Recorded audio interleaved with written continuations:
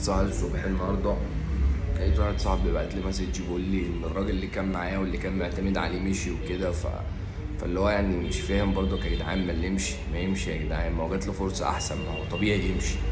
هو الناس مثلا، هو انت شغال ليه؟ انت اللي بتتفرج على الفيديو شغال ليه؟ عشان الفلوس.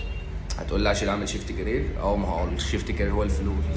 انك تبقى مدير في شركه، انت بتبان انك مدير عشان فلوس، انت وصلت لبوزيشن معين فعشان كده انت بان عليك الفلوس.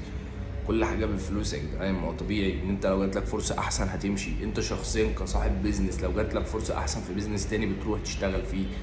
فده طبيعي، هو طبيعي ان الناس تمشي، يعني مش حاجه مش طبيعيه، بالعكس انت ممكن تكون مرحب ان الناس ديت لما تجيلها فرصه احسن تمشي، وان بابك مفتوح لهم تاني، وان عادي اصل انا اللي علمتهم، اصل انا اللي عملتهم، محدش بيعمل حد.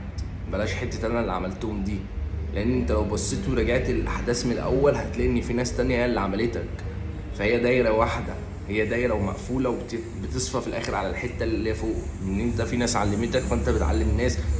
هي رسائل عامه. فما حد يجيله فرصه احسن يمشي يا جدعان، والله بجد مش بهزر. اوعى تفوت فرصه عشان تقول لي اصل انا الشغل بتاعي وانا مرتاح في الشغل. يا جدعان احنا مش جايين عادي، كلنا محدش مرتاح في شغله، كل واحد بيسعى علشان هدف معين، علشان بوزيشن، والبوزيشن بالنسبه لي مثلا هو فلوس. انا وصلت لفلوس كويسه فبالتالي انا وصلت لبوزيشن كويس. يعني انا مثلا لو مرتبي في شركه 4000 وبقيت مدير في الشركه مرتبها هيوصل مثلا 15، فبالتالي وانا مدير اهو. طب انا مدير، انا حسيت ان انا مدير ازاي؟ ان انا بطلع مثلا بلبس البدله؟ لا طبعا، عشان انا البوزيشن بتاعي يبقى بيديني فلوس كويسه، فبالتالي خلاص انا بقيت في مكانه كويسه. فما حدش بس والنبي حسسني بالمثاليه، عشان هي ما فيش حاجه مثاليه، انت فاهم؟ يعني بلاش حته المثاليه دي شويه.